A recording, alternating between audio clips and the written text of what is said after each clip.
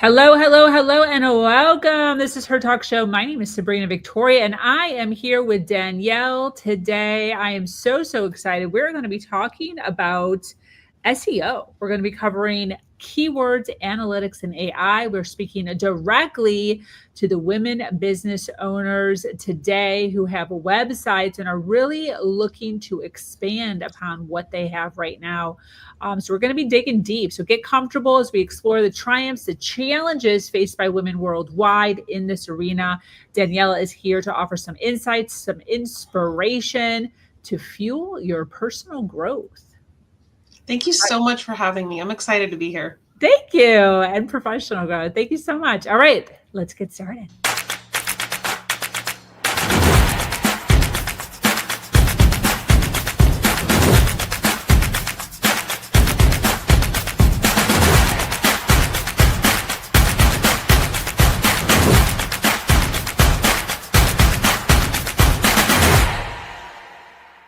All right, if you're listening live, welcome. And if you're listening on the replay, make sure you hashtag replay in the comment section so we can stop in and say hello. We're here every day, delving deep into the realms of health, wealth, and leadership with some of the most brilliant women globally.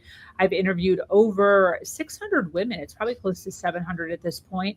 And today we're adding another one to the list. We have Danielle here with Behind the Scenes Genius.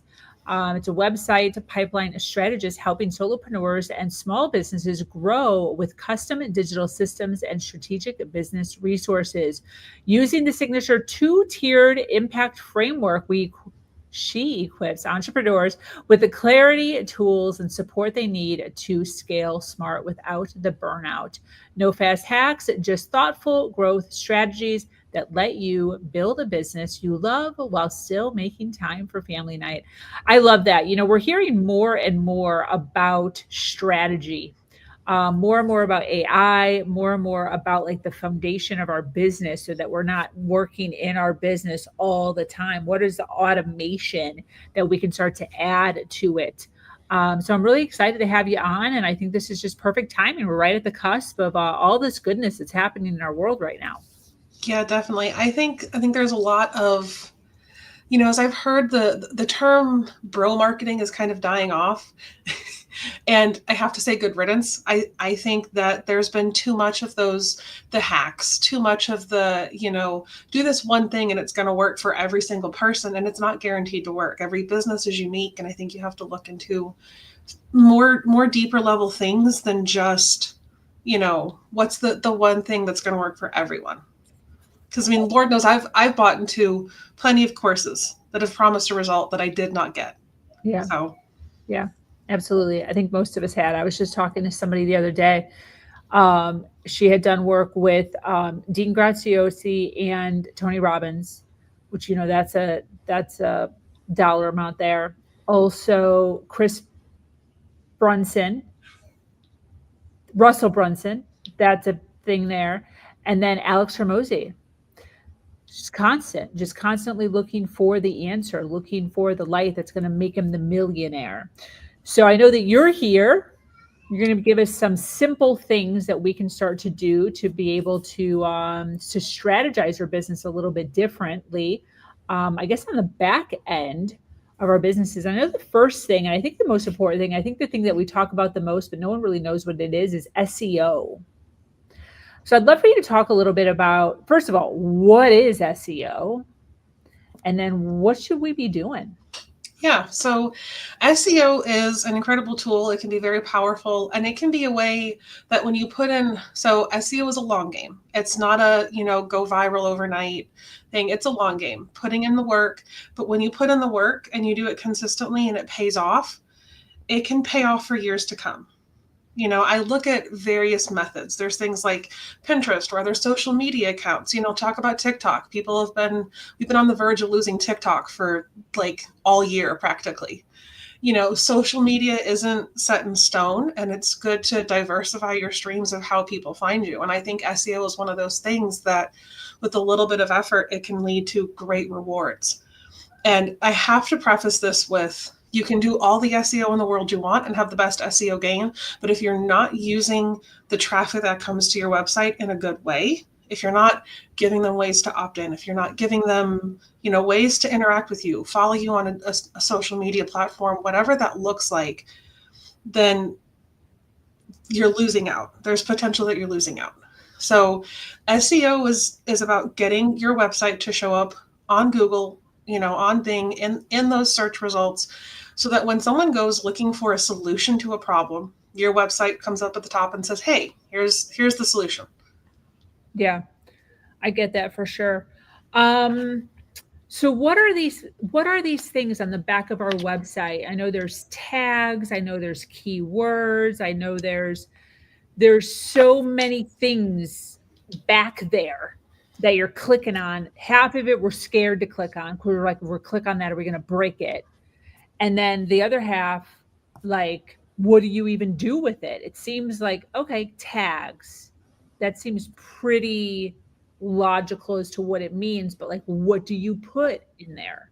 So when we're talking about keywords, what specific keywords? How do we figure out our keywords?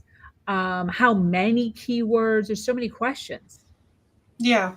So there's a couple of things to know when it comes to keywords. So I think SEO gets this kind of like it gets blown up in our head. We make it way more than it is, and it becomes this scary thing that you're like, I don't have the brain capacity today to delve into and figure out what SEO is, so we're just not going to touch it with a 10-foot pole. Yeah. It doesn't have to be that scary. So the foundation piece of SEO is keywords. So a good keyword is you're going to target a single page on your website for that keyword. Let's take a blog post, for example. You're going to take that keyword and you're going to target that page for that keyword. So there's certain on-page optimization is anything you do on the pages of your website. So I'll get into what off-site optimization is here in a minute. Oh, wait. So there's keywords on the front end and the back end of the website. So it's, when it comes to keywords, once you've picked a good keyword, and I'll tell you how to do that. Once you've picked a good keyword, you put it throughout the actual text copy piece of your website. Wow. And then it's optimizing things like the alt text in your images, using relevant backlinks to other relevant pages. It helps Google get a good picture of how your site connects together. And using those keywords in the strategic places, it helps. It gets Google to see, okay, this is what the page is about. And there's also something that I don't think is talked about enough called semantic keywords. So semantic keywords are other keywords that are typically found within an article, for example. So if your article is about how to set up Google Analytics, you're going to see other keywords that relate to Google Analytics. So semantic keywords are kind of like, it may be like Google Search Console. It's related things that come up at the same time. So when it comes to picking a good keyword, it's not just, what do you think works? What do you think your audience is searching for? That's a great place to start. But my favorite tool, it's super low cost, like $75 for a ridiculous amount of like searches of credits. It's called Keywords Everywhere. It's a Google Chrome extension, works right within Chrome as a plugin. So it's very nice that way. And there's a couple things you want to look at. You want to look at the volume and the competition. So the volume is how many people in a given month are searching for that keyword. Anything you put on your website, you want at least 100. And then there's kind of the competition, which is called, so that's called keyword difficulty. A good place, you can get a free SEMrush account and get like 10 keyword lookups a month, which is good enough to get anybody by for a while if you're not doing a ton of SEO stuff every month. And that will give you you have to know what your keyword is. So the nice part about keywords everywhere is you can go into Google and search a term, and it'll show you a bunch of other related, similar variations of that term. And you can kind of drill down and get a better idea of what's showing up and what's the keyword, what's the volume. And when you've picked one you think is good, you go into SEMrush and you say, you enter that keyword in, and you look at the keyword difficulty. And the keyword difficulty ties to something called your domain authority. So domain authority is basically a score out of 100. It takes time to build up. You build this up through various methods, one of which being getting backlinks to your website. When you say build up, what does that mean? So it takes time to increase your keyword, your domain authority. So the higher the domain authority, the more difficult of a keyword you can rank for. So if your domain authority is 30, you could rank for a keyword with the difficulty somewhere probably max of like mid 40s. It kind of depends. So one of the nice things about the Keywords Everywhere plugin is it will tell you within the Google search results, it will tell you the domain authority of everyone else that's showing up on the first page. So if you put in a keyword and you see like it's showing like Moz and SEMrush and Ahrefs, and they all have like 80 and 90, domain authorities, you're not going to be able to compete with them. But if you see ones that they're more like 20, 30, 40, that's something you could rank for. That's much more doable. I get what you're saying as far as you're not going to be able to compete with them. I get that.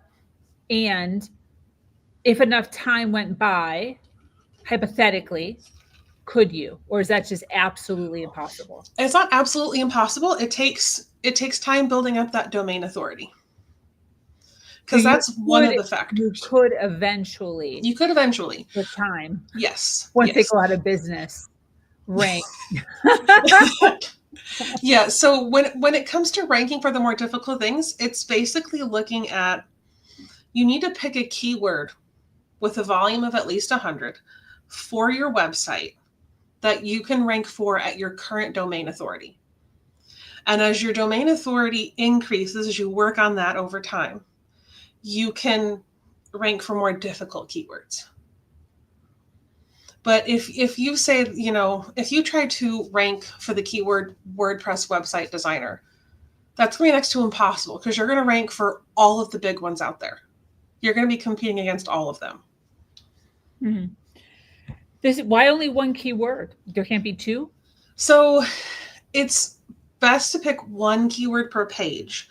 That way you're targeting one keyword, and Google, it makes it clear that to Google, this is what this page is about.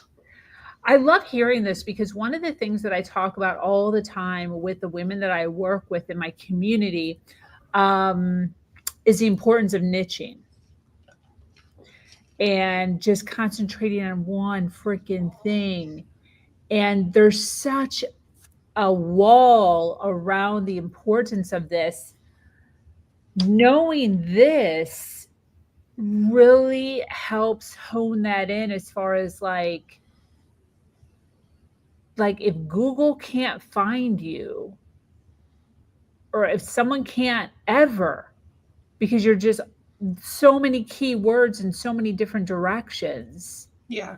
It confuses Google. So using one keyword per page and then linking together as they fit, it gives Google basically like a picture of what your website's about as a whole. And it helps it kind of create this network of like how things fit together. Yeah. Oh, I love this. Okay, so one keyword per page. Yep, one keyword per page. On the front. And don't use the same keyword on a different page. Okay. Yes. And then we're doing this, we're sprinkling it into the front end, the words, the copy. Yep. And then where are we putting it on the back end? Under tag? So it's good to use an SEO plugin. Now, I'm a WordPress designer. I work with my SEO plugin of choice is Rank Math. and that's just a particular plugin. There's Yoast. They give you recommendations to go through. Make sure you have this many links, that you've got pictures. There's the image alt text. So going through and doing all of those things, but using your keyword throughout the page and making it a quality piece, putting in bits of story of yourself, it helps Google to see this was written by a human and it's not AI, because that's been one of the things Google's kind of like, there's been so many AI articles, they've been kind of like, hey, we want more human written stuff. We want it written by a real human. Google can tell? I don't know how, but they can. Yes. Dude, that's freaking awesome. Yeah. That makes me feel good, because I try really hard to write real stuff. Yeah. And the best way to do it is to put in unique stories of your own experience, your own work with your own clients, because that tells Google, this is a unique story. This is unique to this thing. Yeah. I love that. That's good to know. Thank you for that. The other thing to know about keywords, SEMrush is great for giving you this. Search intent. So when it comes to search intent, what kind of things are showing up when you search that keyword? Is it mostly blog posts? If that's the case, so that would be what's called an informational intent. So informational intent means someone's going to Google with the intent of getting information. There's also commercial intent. So that's more than looking for like an actual service. Sometimes it's kind of mixed. So sometimes you can just kind of look through the results and see, it's like a 50-50 mix. That's kind of when Google can't quite tell which to put first. So it's kind of whatever ranks better.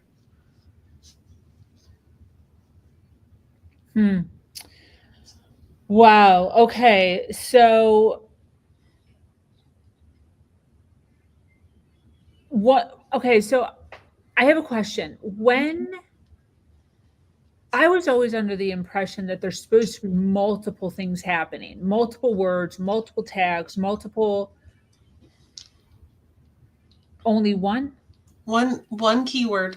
So it can be a long phrase. It could be, so they call that a long tail keyword phrase. So instead of saying, web designer, it might be WordPress website designer.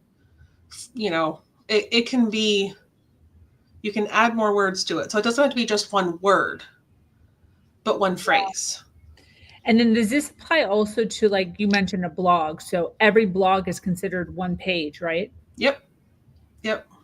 So we could optimize not only the blog, but every page in the blog. Yeah. So you can optimize all of your core website pages, but the bulk of your traffic is going to actually come from your blog. That's where you're going to, as you build that blog up and you get that system going of generating content that brings in, that's ranking, and you kind of work on that strategy, you'll start to bring in more people through your blog. So having a blog is actually more beneficial than the core website pages in terms of SEO. Optimize the core website pages, that's great, but don't discount each individual blog post as something you can optimize. Yeah, because I've thought about that a lot. I just started a digital magazine last year. And, as I'm figuring out how to navigate all of that and grow my viewership on that, that is one of the things that has come up for me as far as when you do a Google search. It's weird now because over the last few months now, Google just basically uses ChatGPT to give you the answer. You don't even click on any of the articles anymore, which is just counterintuitive, it feels like. But I guess it has to compete with chat. Is blog articles come up? That's what's coming up to give us the information. So then you scroll, or used to scroll, and then click one of the blog articles, you read it, you get the information, and then you're like, oh, this is cool. These people know what they're talking about. Who are these people? And then you dive into the website and possibly buy something. Yeah. And I will say, when it comes to those AI like summaries, I have seen some of them give wrong information, so take it with a grain of salt. I've seen it, like I've looked up something that I know is like, is this, just to like, just double check my knowledge. And I'm like, no, that's not right. It is also possible to be featured in that section, to have your website featured in that, because it'll list links off to the right, like where it pulled the info, which can be a nice kind of added boost. And is that also done with the keyword? So that is part of getting it to rank at the top, because I think it's going to pull from one of those top couple that it usually is going to, where it's going to grab its information. Because if they're ranking in the top like 3 spots, Google's going to say like, these are the best resources. How can I summarize the best resources in that AI overview? Wow. Analytics. I have no idea what analytics is. Is that like the graph? So that is analytics, Google Analytics and Google Search Console. They're 2 separate tools that can be used for a multitude of things beyond just SEO. They give you an insane amount of data about your audience, how they're finding you, how long they've been on your page, their path through your website, where they've dropped off versus where they've kind of carried on and clicked on another page and then another. Demographics. It can give you so much information, the kind of device that they're typically on. It can be used for a lot of things. I talked to someone recently who was looking at redoing his website because he's kind of niching down, going from general construction to being more of a general contractor type deal. And his website needs updated. He's like, I'm not even sure if anyone looks at it even. That's problem number 1. He doesn't have any Google Analytics set up on it to even know if people are looking at his site. Yeah, I don't think I do either. I go off of the analytics like in the platform I use. So like I use Wix. So like I can see how many people are using it and I think how long they've stayed on a page. But that's on my platform. I didn't know Google. Yeah. So Google Analytics and Google Search Console have their own set of kind of tracking ways. And I know how to set them up for WordPress. If you have a different platform, it's always a good idea. I go to Google, how to set up or how to add Google Analytics to Squarespace or whatever platform your site's on. And you're guaranteed you'll find an article. And then what does this tell me? What does this do for me? Yeah. So within Google Analytics, you can see your organic search traffic within the user acquisition reports area. You can see organic search traffic, which it'll show you all the traffic streams. And that's good to kind of compare how much of your traffic is coming from organic search results and SEO versus who's going directly to your site versus someone who's coming from like a referral. So they found your link on another site or from social media. So that can kind of help you see like which streams are bringing in the most of your traffic. Wow.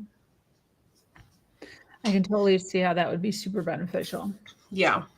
Now, when it comes to SEO, Google Search Console is where the gold is at. That's where you can see a lot of things on how you're doing and how you can do better.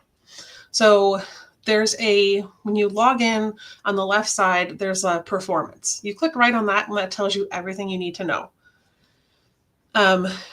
You can see how high up the page you're ranking for like your average for your website. You can even track this over time. So if you started in January and you want to see how you're doing now, you can track it and see the line trend.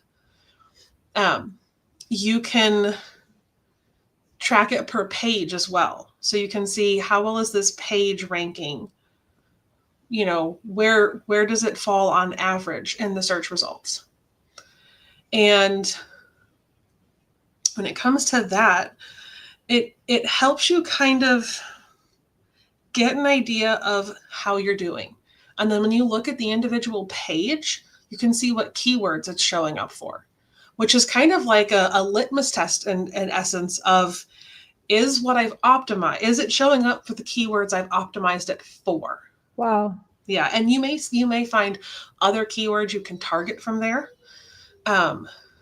You can also use it to identify ways that you can improve. So if you have a site, if you have something ranking on, say, the second page of Google and you're real close to the first page, that can identify, go in and update that blog post first and add some to it, refresh it, make it a little bit, look at what the other sites ranking first on that page have that yours doesn't, and how can you add that to it? How can you make up for that difference? Got it. Because then it can put that page ranking first. Got so it. It's easier to target a page.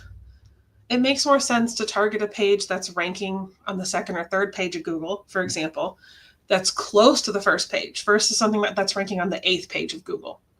It's going to take a lot more work on that page than this one. Yeah. And this one, if you can get it ranking, might bring in more traffic. Wow. Yeah. Very, very interesting. Yeah. So how often should somebody be looking at that after they get it set up? Just like daily, or? I would say first off, give Google time to kind of crawl things. That's the technical term. They have to set up little bots. I hear 30 days. Is that? Yeah. I would say generally give it check it once a month, once a quarter. If you have a lot of posts, maybe you just track your top ones. Obviously someone who's got hundreds of blog posts that they need to, optimize and look at is going to have a far different kind of balance on that than someone who's got 20. Okay.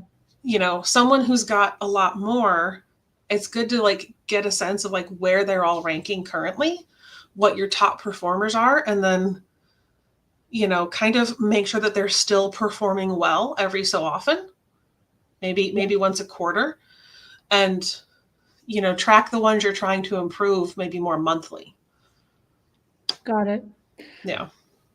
And one of the interesting things about that graph that you can track everything over time, every so often, Google likes to throw a little curveball to everybody, and they put out a Google core algorithm update. Just whenever everyone thinks they have the new algorithm update figured out, they go and change it up again. Inevitably. That's how it always works. Algorithms. We're always fighting an algorithm, I think. Wow. But there's a way, there's a tracker. Google has a page that you can see when they've put out a new Google core algorithm update. And in that Google Search Console report, you may see your rankings flatline, dip down, whatever. And it's kind of give it some time to work itself out. It's just going through a fluctuation, see where it falls. And if that trend keeps up, if it doesn't go back to normal or improve, then you need to go back and look at, okay, I need to do some other work. Wow. Okay. Very, very interesting. I'm taking so many notes here. Oh my gosh. Okay. Lastly is AI. This is what everyone's here for. Oh yeah. What are a couple sneak peeks, couple hints that you can give us regarding AI and our SEO? AI is a tool and an assistant. It is not the place to go for keyword research. It is not the place to go for anything up to date and technical. And not singling out ChatGPT. I single it out only because I know it's the most popular one everybody uses. Yeah. I sat down and had a deep dive conversation with ChatGPT, and I was like, how do you learn things? Do you actually go out and read a page and come back with that info? And it doesn't crawl the internet for the latest data and trends and the latest information. It works off what it was trained on. And as we know, 2023, I believe, is when that stopped, if I remember that date correctly. Wow. And if you've been in business long enough, you know that trends change. What worked 6 months ago or a year ago may not work now. Yeah. Sure, there are some things that are a good baseline, But yeah, it's not the place to go to make it your right arm for SEO. It's an assistant. You can bounce keyword ideas off of it, but it may give you way too specific, totally not worth it keywords. So, it can brainstorm a blog outline, or it can refine some copy, but it's got to have that human element. And that's where bringing in, your story, your experiences, and picking the keyword that's going to work for your website and your domain authority and what your audience is going to be looking for is the difference. Yeah. Because it's going to throw out a keyword that maybe, only someone like, McDonald's could rank for example, because it's so broad. Okay, yeah. I see. Because they're so high on the scale. Yep. That they could put burgers. Yep. Yeah. And actually rank. Yeah. Does that also have to do with the click though? Pay per click? So when it comes to ads, essentially when it comes to Google Ads, you're looking at what's the cost for that keyword. And it's going to vary by industry, keyword, and location, and the competition in that location. So keywords can be anywhere from, I've seen an SEO keyword in my area go for $20 for just the one click. I have seen another industry in my area, like a cleaning type industry, their keywords are so cheap. They're like $1.50 or less per click. That for them, getting a click for a competitor is actually going to cost them more money. So you don't want to rank for that competitor's keyword click on Google Ads. Okay. When it's much cheaper. So it varies a lot based on how much competition, on the area you're trying to rank in. And yeah, it's kind of one of those things that's all about going and pick your set keywords on like Google when it comes to Google Ads and monitor it. See what you're ranking for and getting clicks on, what fits, how much did you pay for that click? Because if you could get 10 clicks at $1 instead of one click at $10, you have potential for 10 more leads to find you versus the one. Wow. This has been great. All right. So you run, your website here is on the page. For those of you that are listening on audio, behindthescenesgenius.com. Danielle Dill. I would love for you to talk a little bit, as we're kind of closing up here, who should be reaching out to you? I mean, you gave some wonderful information here. Obviously, this is what you do. For those listening live, for those listening on the replay who are interested in like talking to you, chatting with you, who should be reaching out to you? Who do you help? So I work with solopreneurs and small businesses that are looking to grow. They've kind of got the things figured out. They know what they do. They've got that piece running and working, but they want to maximize their efforts. They want to, the way I see it, your website is not just a glorified 4-figure business card. It's another member of your team that can be working for you 24/7, can be answering questions for you and bringing new people into your world if it's optimized correctly. If you're bringing people on and then using the people you've brought onto your website to do more with you. So anyone looking to grow their business, who's ready to take that next step, who's ready to kind of turn up the heat a little bit on what they've got that's been working. And then for anyone that wanted to follow you on social, are you on one over the other more predominantly? Talking about I am on LinkedIn. That's where I'm most active, is on LinkedIn. Danielle Dill or Behind the Scenes Genius? It's Danielle Dill with a convoluted bunch of numbers after it. It's linked right in my website header. I love that. I thought about changing it, but I'm like, anyone who has it currently doesn't then have the right link, and it's a whole thing. And I'm like, I'm just going to leave it. I love that. Well, this has been great. I so appreciate you hanging out, talking on this. I know that this is a dark spot for a lot of business owners. You know, they spend a lot of money, as you said, four figures or more on a website, and it's not working for them. You know, it's not Yeah. bringing them in business. It's basically there so that if somebody Googles them off of a business card when they were at a networking call 3 months ago, it looks good for that one person. They jump on, they look it over and call it a day. Yeah. Um, so I love all of this. This was great, great information. Any closing thoughts as we wrap up? I think the one closing thought I have to say is that I hear a lot of people go, is SEO dead? Because people go to ChatGPT for their answers or AI. And my focus is this. The fact that the big players, Moz, Ahrefs, SEMrush, they're not running for the hills changing their business strategy. They are still SEO tools. Indicates, you always, when there's big trends like that, look at what the big players are doing. If they're not drastically changing things, then it's SEO is shifting, it's evolving, it's not going away, it's not disappearing. And I think in time, we're going to find that we use AI less than I think there's an overabundance of reliance on it. And then people are going to find that it may not be as reliable. It's artificial intelligence. It's not human intelligence. Yeah. You know? Yeah, absolutely.